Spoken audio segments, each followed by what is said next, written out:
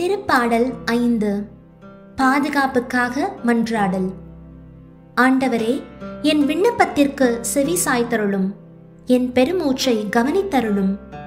என் அரசரே, என் கடவுளே, என் கெஞ்சும் குரலை உற்று கேளும், ஏனெனில் நான் உம்மை நோக்கியே மன்றாடுகிறேன். ஆண்டவரே, விடியற்காலையில் என் குரலை கேட்டருளும். வைகரையில் உமக்காக வழிமேல் விழி வைத்து காத்திருப்பேன். ஏனெனில் நீர் பொல்லாங்கை பார்த்து மகிழும் இறைவன் இல்லை. உமது முன்னிலையில் தீமைக்கு இடமில்லை. ஆணவமிக்கோர் உமது கண்முன் நிற்க மாட்டார்.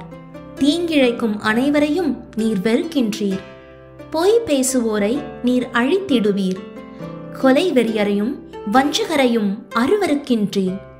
நானோ உம் பேரருளால் உமது இல்லம் சென்றிடுவேன். உம் திருத்தூயகத்தை நோக்கி இறை அச்சத்துடன் உம்மை பணிந்திடுவேன்.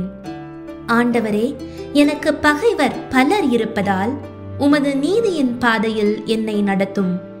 உமது செம்மையான வழியை எனக்கு காட்டியருளும். ஏனெனில் அவர்கள் வாயில் உண்மை இல்லை. அவர்கள் உள்ளம் அழிவை உண்டாக்கும். அவர்கள் தொண்டை திறந்த பிணக்குழி. அவர்கள் நா வஞ்சகம் பேசும். கடவுளே, அவர்களின் குற்றங்களுக்குரிய தண்டனையை அவர்களுக்கு அளியும். அவர்கள் தங்கள் சூழ்ச்சிகளாலேயே வீழ்ச்சியுறட்டும். அவர்களுடைய ஏராளமான தீச்செயல்களை முன்னிட்டு அவர்களை புறம்பே தள்ளிவிடும். ஏனெனில் அவர்கள் உம்மை எதிர்த்துள்ளார்கள்.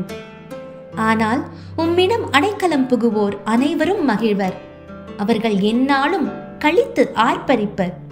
நீர் அவர்களை பாதுகாப்பீர். உமது பெயரில் பற்றுடையோர் உம்மில் அக்களிப்பர்.